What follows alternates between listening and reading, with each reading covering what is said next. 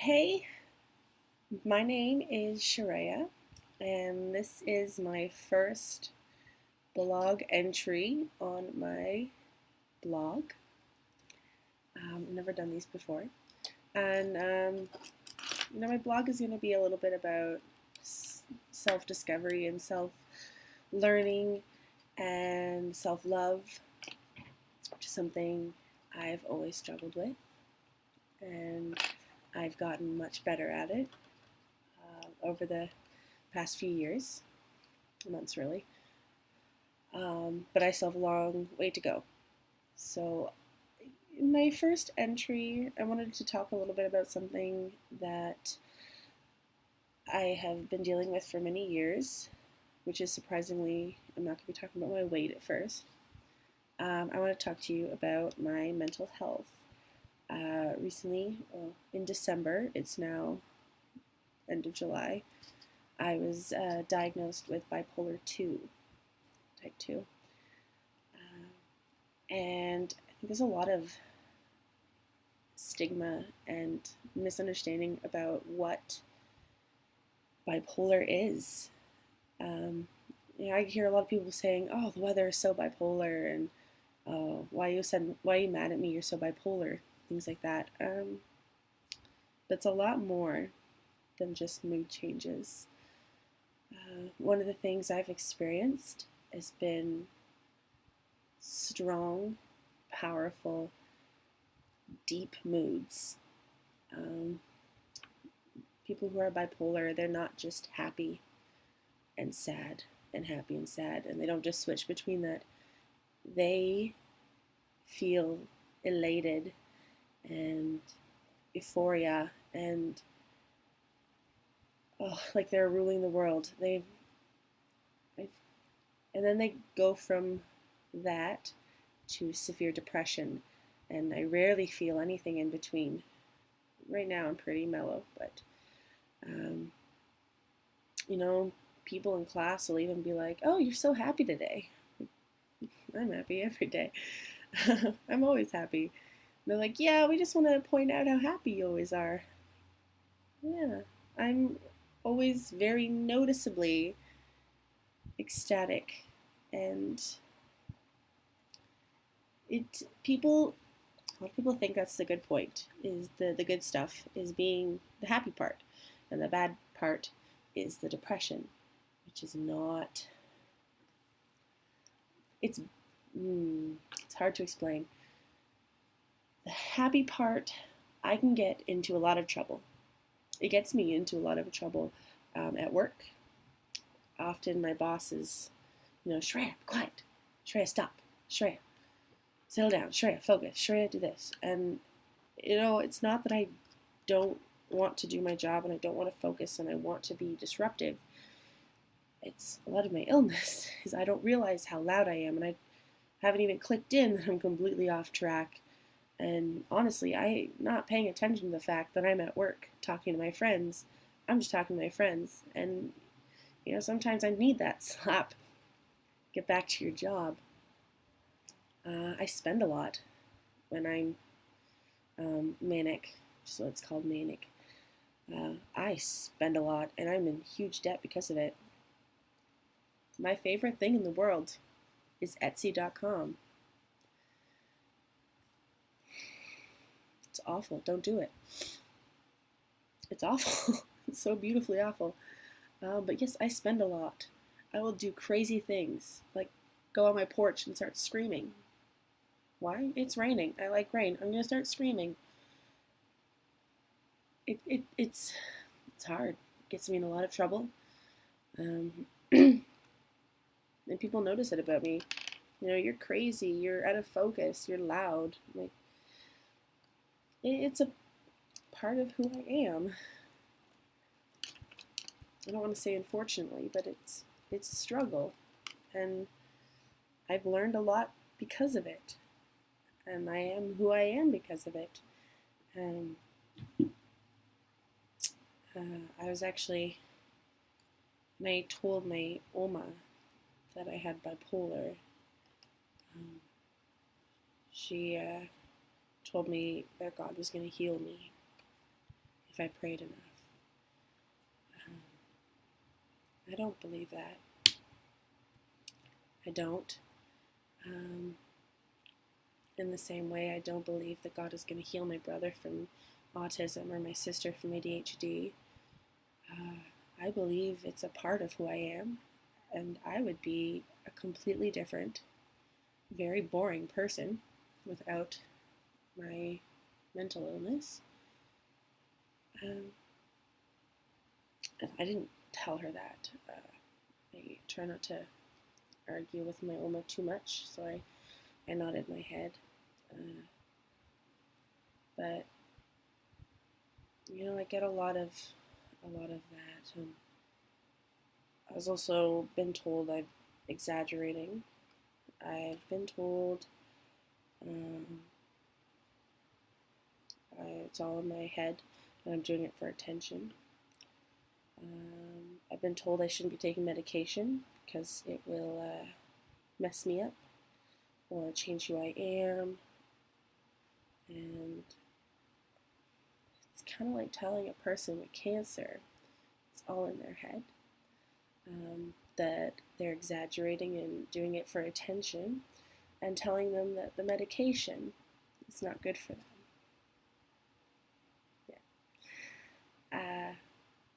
Don't tell me that, okay?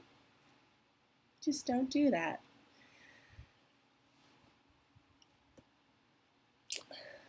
A little bit more on what I go through.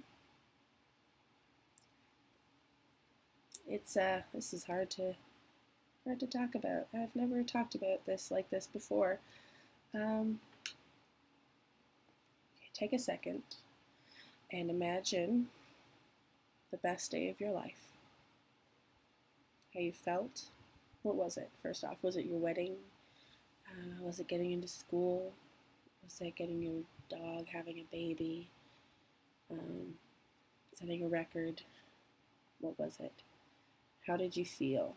Think about the feeling throughout your body, your heart pounding in your chest. It was going through your head. How you wanted to cry. You wanted to dance. You wanted to scream from the mountains what happened. Now, imagine your worst day. The worst day of your life. Imagine what happened. Did someone die? Did you mess something up? How did you feel?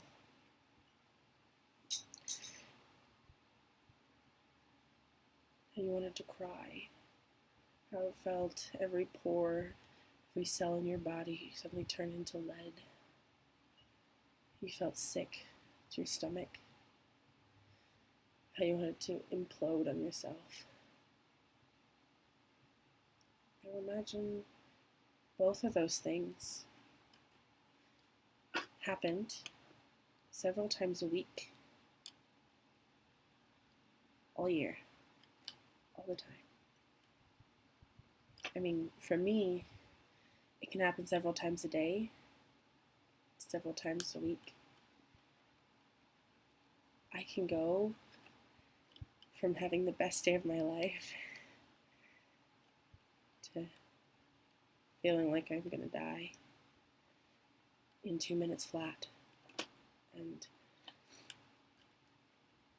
it's the worst feeling.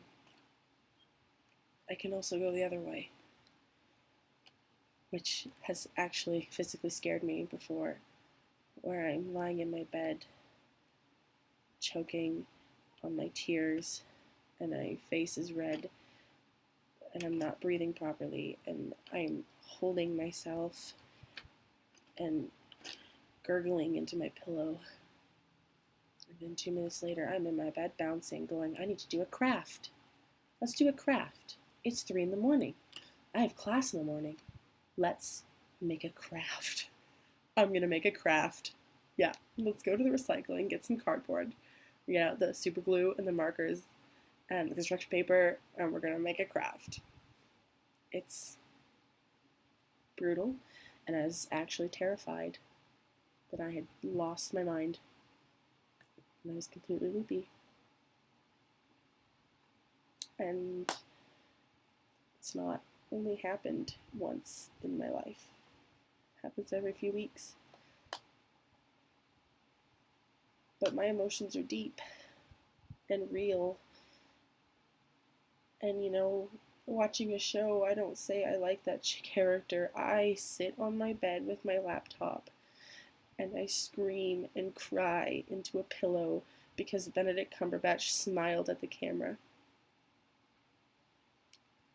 And it's really hard because I know he's just a person like any other person, and I will never meet him.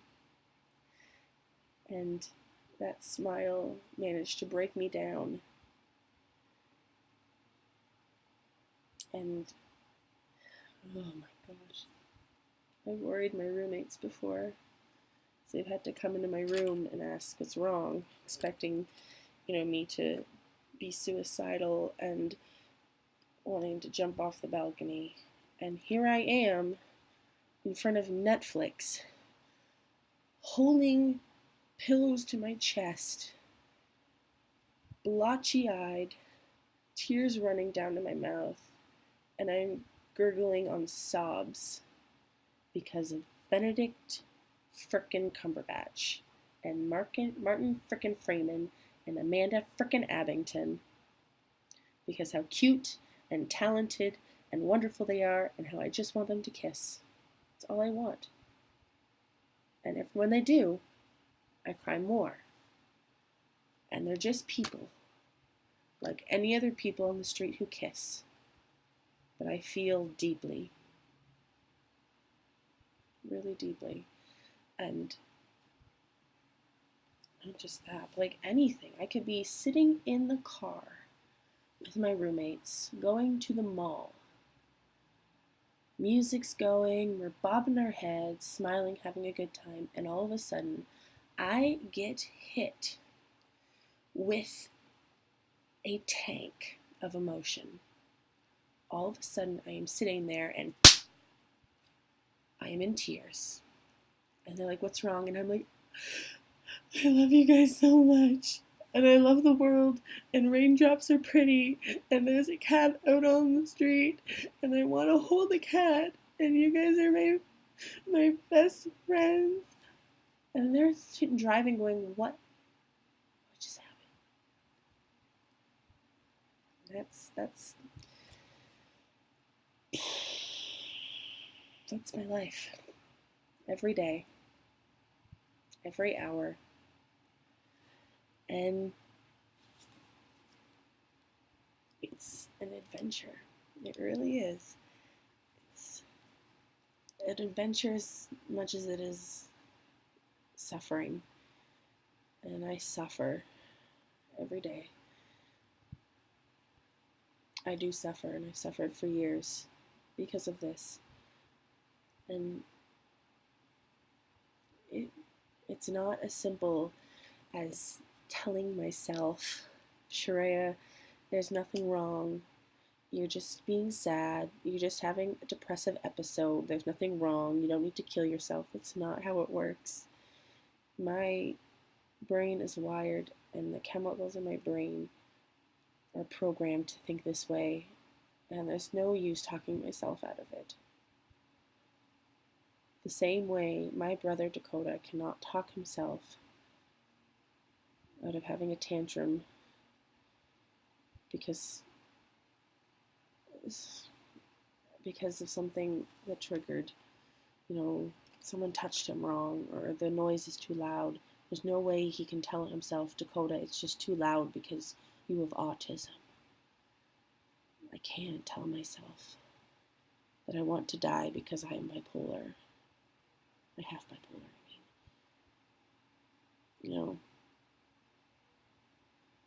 if I could,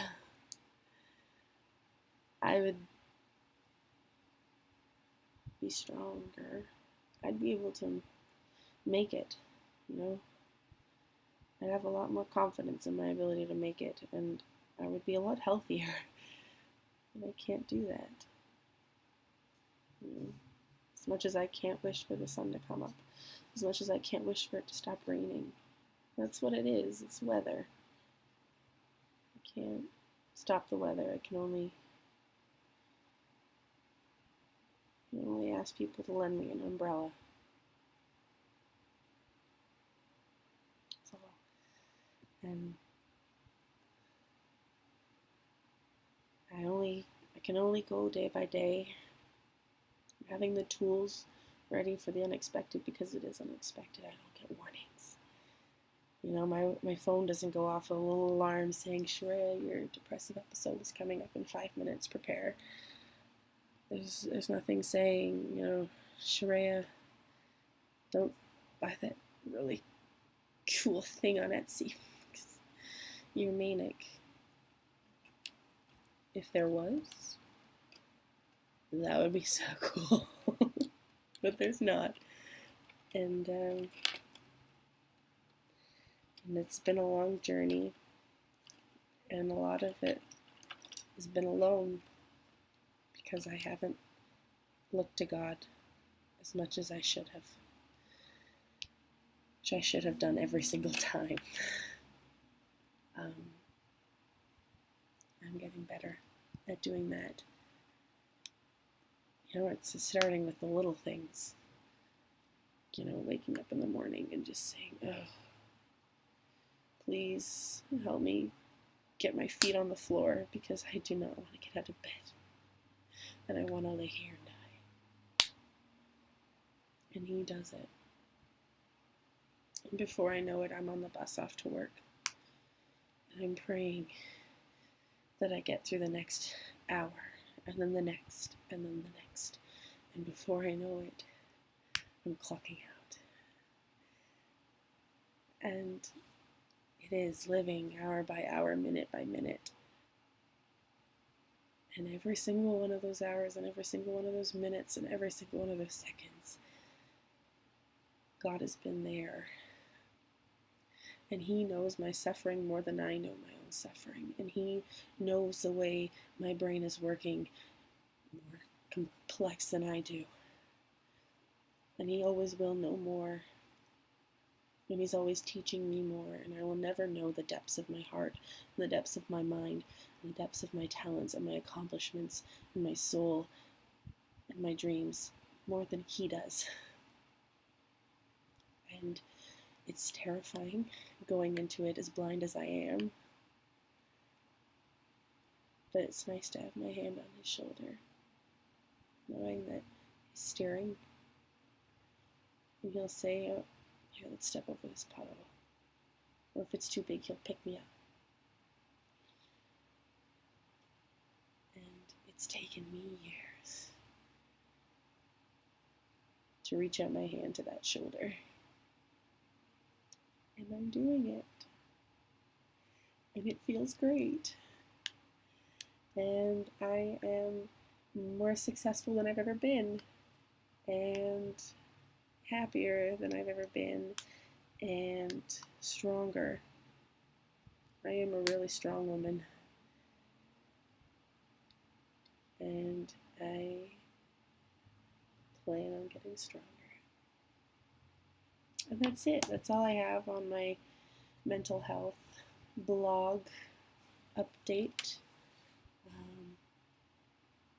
I've actually not been taking my meds for a month because I didn't get to go back to the psychologist for them. I have to wait till September. And it's been rocky. It's kind of like driving over a road under construction. But I've been doing it, and I know it's not good for me, and I know it's not healthy, but I've been doing it, so that's my update. If you cross me in the street, I might either smile and wave ecstatically, or I might look at my feet and smite you in my head. Either way, thank you for dealing with me. Thank you for your patience. And I'm going to finish cleaning my room because it's a disaster, and I haven't cleaned it in months. Welcome to the world of bipolar. Dear Lord. Okay. Well, thank you for watching and peace out.